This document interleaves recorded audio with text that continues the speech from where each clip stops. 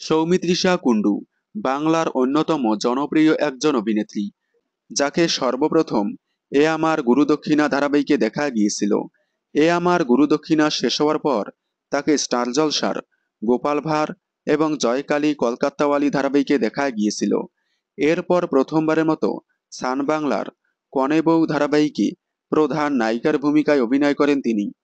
কনে বউ শেষ হওয়ার পর জি বাংলার মিঠাই ধারাবাহিকে অভিনয় করেন তিনি। মিঠাই ধারাবাহিকের মাধ্যমে এত জনপ্রিয়তা পায় যে তা বলার বাইরে। মিঠাই সফলভাবে 2 বছর চলার পর মিঠাই শেষ হওয়ার পর তাকে প্রথমবারের মতো বড় পর্দার সুপারস্টার দেবের বিপরীতে প্রধান ছবিতে দেখা গিয়েছিল। এছাড়াও বড় পর্দার 10ই জুন ছবিতে অভিনয় করেন তিনি। সম্প্রতি ওটিটি প্ল্যাটফর্মে কালরাত্রি ওয়েব সিরিজে অভিনয় করেছেন। তবে এবার আবারও নতুন প্রজেক্টে ফিরতে চলেছেন তিনি। সম্প্রতি এসকে মুভিজ 18টি নতুন ছবি রিলিজ করার ঘোষণা করলেন।